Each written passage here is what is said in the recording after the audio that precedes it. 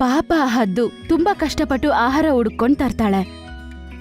ಅವರಿಬ್ರಿಗೂ ಆಹಾರ ಕೊಟ್ಟಿದ ತಕ್ಷಣ ಅವರಿಬ್ರು ತಿನ್ನಕ್ಕೆ ಶುರು ಮಾಡ್ಬಿಡ್ತಾರೆ. ಹದ್ದು ಅವ್ರ ಮಕ್ಕಳು ಆಹಾರ ತಿಂತಿರೋದನ್ನ ನೋಡಿ ತುಂಬಾನೇ ಸಂತೋಷ ಪಡುತ್ತೆ. ಊಟ ಮಾಡಿ ಅವರಿಬ್ರು ಮಲ್ಕೊಂಡ್ಬಿಡ್ತಾರೆ ಮತ್ತು ಮಾರನೇ ದಿನ ಮತ್ತೆ ಹೊರಡ್ತಾರೆ.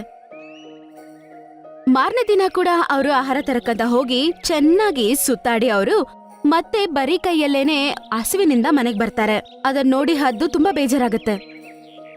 ತುಂಬಾ ಹೊತ್ತು ಪಾಪ ಕಷ್ಟಪಟ್ಟು ಅವ್ರಿಗೋಸ್ಕರ ಆಹಾರವನ್ನು ತರುತ್ತೆ. ಮತ್ತೆ ಮೂರನೇ ದಿನ ಕೂಡ ಅದೇ ನಡೆಯುತ್ತೆ. ಅದನ್ನ ನೋಡಿ ಹದ್ದುಗೆ ಕೋಪ ಬರುತ್ತೆ. ಈ ಮಕ್ಕಳಿಬ್ರು ಬೇಕಂತಾನೆ ಮಾಡ್ತಿದಾರಾ ಹಂಗಂತ ಅದಕ್ಕೆ ಒಂದು ಡೌಟ್ ಬರುತ್ತೆ.